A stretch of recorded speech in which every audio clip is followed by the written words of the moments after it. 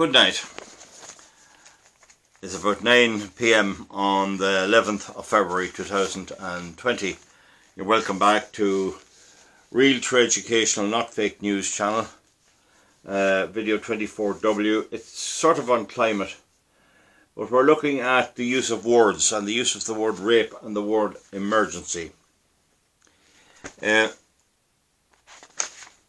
really to do with how the media are manipulating the news to give us fake news. Now, I have written down here the definition just of Wikipedia or any dictionary is the same of rape, and I don't like dealing with sensitive matters, but at the same time it's necessary from the point of view of what I'm coming around to. It's a type of sexual assault involving a sexual intercourse or penetration without the person's consent, physical force, coercion, abuse of authority, or if the victim is incapable of giving consent. That's basically what it means. The statutory rape law was changed to mean that where the victim was under a certain age, consent couldn't be given. It means that if a young person gives consent, that it doesn't apply as consent. But it's still all based on consent. So that's the meaning of rape. And the other one is the meaning of emergency, and it's defined here as a situation which poses an immediate risk to the health, life or property or environment. So an immediate being the key word, risk to the health, life, property or environment. I presume that's if your house is burning down or you're in a wood and it's going on fire. Like in Australia recently, that would be an emergency. Now, George Orwell, he's the famous writer who wrote Animal Farm and who wrote 1984. He also apparently wrote a book called The Politics of English and Language. The Politics of English and Language. How the language is abused. And he described the ugly and inaccurate debasement of the English language. The ugly and inaccurate debasement of the English language. Now, when this comes to climate change, the question is, climate is not given a time limit. So they don't tell us when all these disasters of climate change are going to happen. And they certainly couldn't be described as immediate.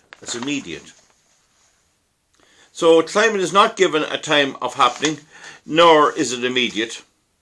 So therefore it can't be an emergency.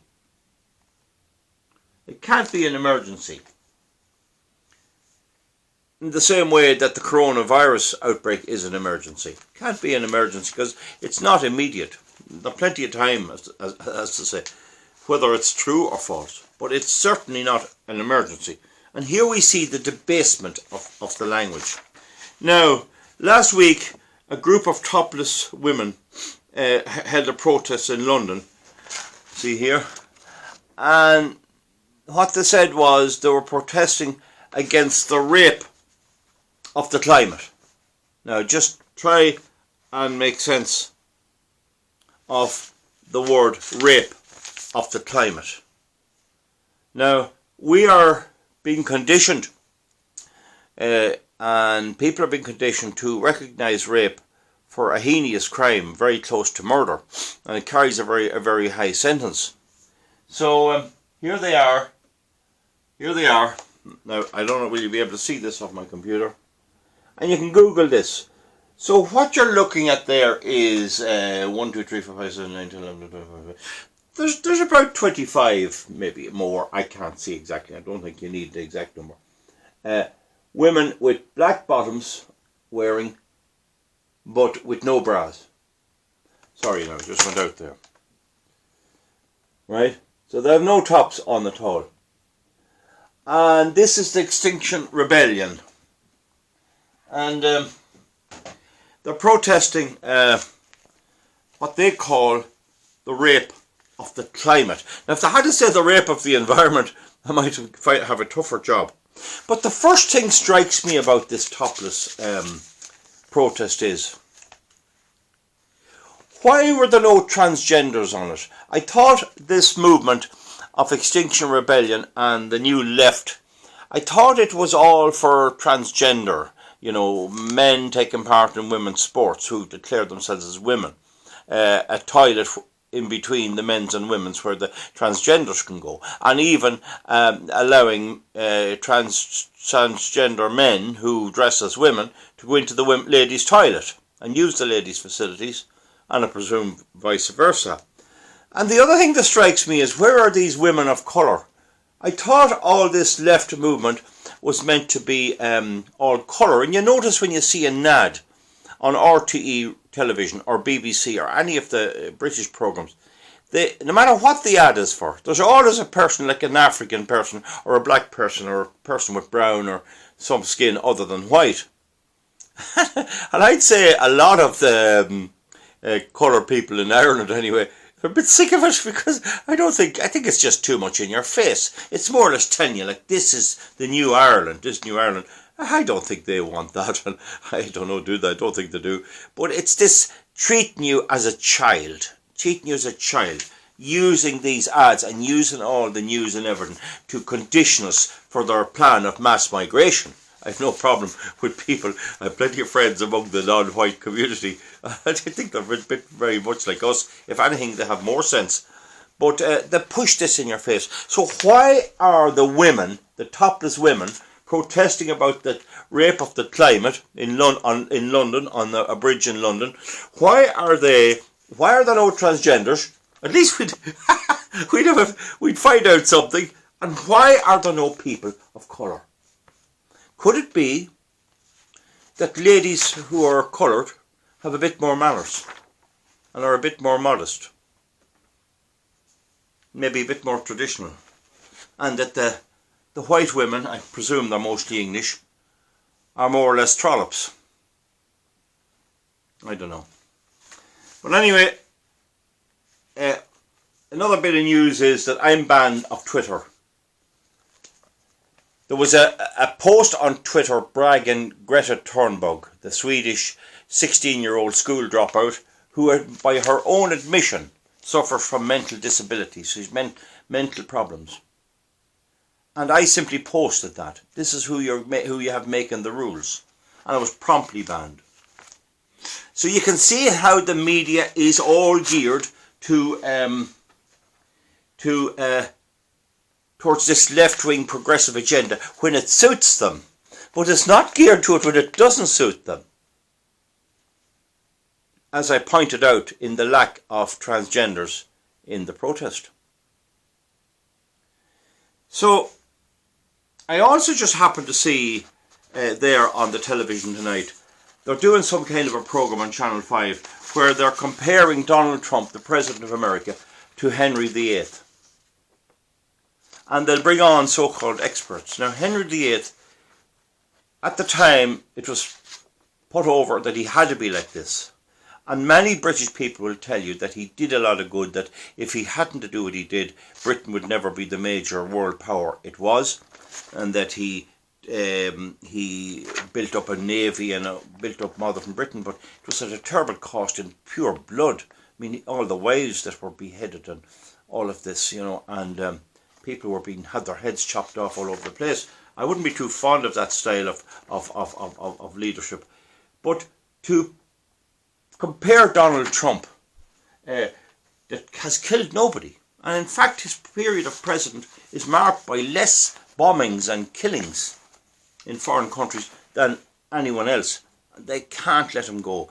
They cannot take their beating. The media and the narrative is always changed to suit these people. It's never changed to suit the Conservatives. And still, in some parts of the world, I'm one of those Conservatives who are winning in many ways.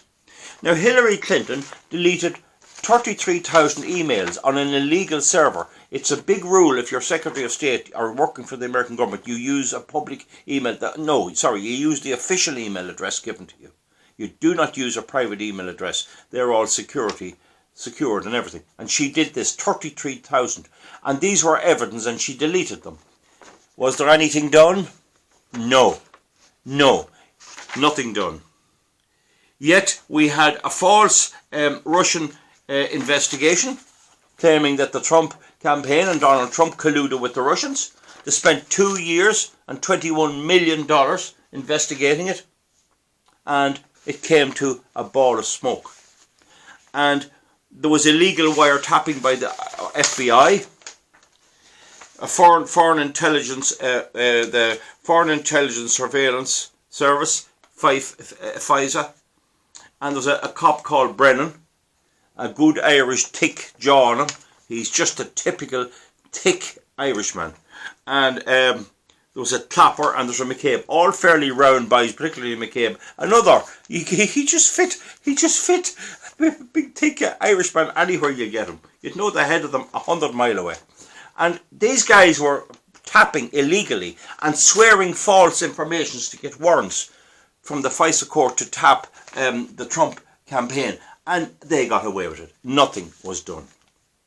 Now, Scottish and Southern have an ad on the television claiming that they're going to provide you with 100% renewable power. If you join up with them, your electricity will be 100% renewable. That's impossible. Even EirGrid admit that there has to be at least 35% of the grid fossil fuel, and that's to be there on EirGrid dashboard every day. So I put in a complaint, and it's gone in and they say it'll be dealt with. But other people have done before. This is false, but they're going to do nothing about it, I can guarantee you. I'll keep you updated in it. Because whatever type of system that's running in the world, the media particularly, and those who are obliged to regulate, will not do it if it impinges on the left. Now, we have the coronavirus, and I believe it is very serious. I, from the word go, believed it was a serious thing. I might do a video on it. I think it may be a bioweapon. It may be manufactured, and then it escaped or whatever happened. I don't believe the Chinese deliberately let it go this time, but it's said to be that doctors working for the Chinese government released it because they hate the abuse they're getting from the Chinese Communist government so much that they did this to try and bring down the Chinese government. I don't know. But Mairead McGuinness, she's a big one she's from Upper Kilmainham Wood beside me. I wish I could move a bit away from her. But she's now Fine Gael hack that got elected as an MEP. They got a kick in the ass too in the election. But she was on. But she did a good enough job about it. She didn't do too bad about the virus, and she explained about the problem with the pharmaceuticals getting raw materials. I have no problem with that. She done all right. And indeed, I'm not knocking any government in Ireland or elsewhere. They're all trying to do a good job. They can do it when they want to, if they want to. Anyway, she was on about forming a government, and but she couldn't say we need a government for all kinds of reasons, and we need a government to beat the coronavirus. She had to bring in climate change. She was putting it on a virtual equal with the coronavirus, making sure these people are wedded and obsessed by this. Now, I just say here, it didn't get them any votes in the election. It hasn't been lucky anywhere. I know of nowhere in the world where climate change got anyone any votes.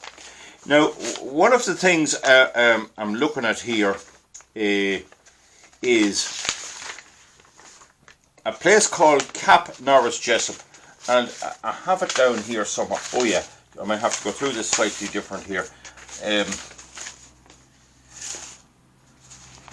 If you Google Cap Norris Jessup, now the best way to do it is CRP Norris Jessup Temperature Archive RP5RU. Now, if you Google that, you want to get up, you'll get up a search, and you'll get up a calendar search thing, and it's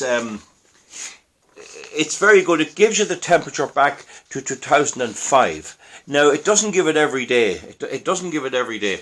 Now, one of the things about it, if you're searching it, I'm talking here about this global warming and the temperature. If you see this one here, 59.8, that's a default. That doesn't mean the temperature is 59.8 that day. That means they didn't read it that day. And that's deceptive. And that has been used by my opponents to claim that the temperature was colder for in 2005 than it is today. So just be aware of that if you go into the Cap Norris Jessup. Now apparently this Norris fella, Jessup, was some kind of a fella, a very interesting bloke. I don't know who he was, but it's called after this fella. Now this is the nearest weather station to the North Pole. This is in Greenland. It's one of the few proper polar weather stations. And I'm going to pause now just to get me papers. They're a wee bit mixed, so I'll just pause a second. This camera has a pause facility, which is great, but the little zapper isn't working. I must get another one. I got one and it didn't work. It was something wrong with it. So now, just to show you some of the temperature, I took today being an 11th of the month. You can always be accused of picking data to suit you. So if we look here on the 11th of March 2005, the temperature was minus 27.75, and on the 11th of March 2020, that's today, it is 27.26. So it was only 0.49 warmer today, and it was just a touch warmer, half a degree warmer today. Now if we take the 11th of February 2005 and the 11th of February 2020, the temperature in 2005 was 24.8 minus 24.8, and this year, the same day, it was minus 32.8, and that's 8 degrees colder this year than 2005. Okay, so if you look at the 11th of April 2005, it was minus 26.8, and on the same day last year, because obviously April didn't come yet, it was 27.24. So it was colder. It was colder this year. If we look on the 11th of May 2005 and the 11th of May 2019, it was roughly 2 degrees colder this year. Sorry, last year, 2019. There's no 2020 for April. I'm just using the 11th of various months. So if you look at these ones here, 2005, 2019, it was colder. If you look here on the 11th of the 6th, 2005 and the 11th of 6th, 2019, it was just a touch. It was 1.2 for long ago, and it was 1.65 minus. Now these are all minus values. You see the minus here. So the bigger the number, the colder it is. Okay, so that shows you that shows you that it's not any warmer on those. Now you can search those yourself. You need to be aware of that 59.8, and there'll be days you won't get it. There's times in 2006 you won't get a reading. It must be that it's so remote up there that it's constantly breaking down and falling. But just watch, 59.8 is not a genuine temperature. But if it's 46 or something like that, that's right. So you can carry out any research, or if you're doing a thesis on her, and there it's for you. And it's one of the few weather stations that's maintained by the Danish government. There's ones in Russia and there's ones everywhere else, and they're not properly maintained, and there's huge gaps, and it's because of the severity of the climate. But they do keep that one, and it's free from pollution. It's the closest weather station to the North Pole. It's not exactly on the pole, it's down a bit, but it's still on Greenland, and it's in a very cold place. So it's a very good example of temperature, and I find it's much colder now, generally, if you check it, than it was back in 2005, when records started there. Now, so there is another weather station called Andaman-Scott in the South Pole, kept by the US Army and our Navy, I don't know which, maybe it's the Air Force, but it's kept by the US, and they keep fairly good records there as well. So that can be checked by somebody else that wants to do it. So my electricity bill this year is here. There it is. There it is. I paid it today, and it's the price here. The price per unit, when you divide the number of units into the actual total price, is 24.86. That's down about 1.1 pennies, 1.1 cents. That's down a little bit. Okay, and this is at a time when we have a fuel glut. The cost of oil, in particular, and gas is very low, and we produce a lot of our thing from gas. But the cost of oil has gone way down, and we're not getting this handed on at the pumps, and we won't get it. And you know well we won't get it. I know I'm not going to change anything much with these videos, but one of the things is, at least if we're being ripped off, and being made fools of. If we know we're being made fools of, we're not just as silly as if we don't. This guy here, Duncan Stewart, that I locked horns with a lot of times, he's coming to the Kilmore Hotel in Cavan at 7 p.m. on the Thursday the 19th of March. I don't know will that go ahead now. And it's free climate action training. He's going to give us climate action training. Imagine if you told somebody 50 years ago, we'd be training how to change the weather. Oh, it's unbelievable stuff. Cavan County. He's the fellow who's doing all the programmes on EcoI on RT, and he was bragging about burning timber. And there's parts of the world where it's illegal to burn timber in a stove. You're not allowed to burn it. And even in Ireland it's coming to the stage where it'll have to be aged and all that. So this thing about burning wood, it's all right. It is a renewable source. But it's not really much enough on its own. So that's all right. We'll be interested to see how will he get down and all this. Will he drive down or what will he do? Anyway, he knows me, I won't be there. But the thing is, what we're seeing here anyway is media propaganda and fake news. Media propaganda and fake news. And how the whole case of this left globalist, I don't know who is organising it. It's on every medium. It's everything in youngsters' faces. We had a situation when this desperate coronavirus broke out. Where were the young people? They were over in Italy skiing on the snow. And a couple of weeks earlier, they were above at the Dáil with their teachers, and they were protesting about climate change. Well, how can students protest against climate change and ski on the snow? I thought the whole idea of climate change is that there'd be no snow. So obviously when they were protesting back in maybe November, they knew there'd be snow now. They must have had their holidays booked. And that area is very high for coronavirus, and there's outbreaks, and one person unfortunately died tonight. But wouldn't you think, in my day anyway, you'd be in at school learning how to count, and that's the biggest, hardest thing ever was done to me, the cruelest thing, because I can count, I see these bedwetters and childlike teachers and everything else propagating this stuff, and they can't count. I wonder how many of those students could work out the area of a circle. I just wonder. But it's very funny, this is all they're doing. And when you tell this to people, oh, they have to learn about other cultures. As if you need to go out and see these other cultures. How many countries are they going to go to? Meanwhile, are they learning how to count? Are they learning how to do their maths? And are they learning how to do English and and Irish and all of that stuff? Well, we don't know. But certainly, this is the new world we're in. And I think the virus brings it home to us that we can't control things. The only thing I'm amazed at is that they haven't managed yet to blame the COVID-19 coronavirus on climate change. They just haven't gone that far yet. Wait for it. I have no doubt if they think they'll get away with it, they'll try and do it. So that's this video, folks, 23, but I hope you enjoyed it. Hope we had a bit of fun with it. I enjoyed making it anyway. And it's very cold weather here in Ireland, in Cavan in Ireland, and wet, cold weather. If you hadn't a fire on, I'll tell you, you wouldn't sit too long around the kitchen and this time. So thank you very much, and maybe that's food for thought. And give it a like if you think it's good, or give it a thumbs down if you think it's bad. Bye.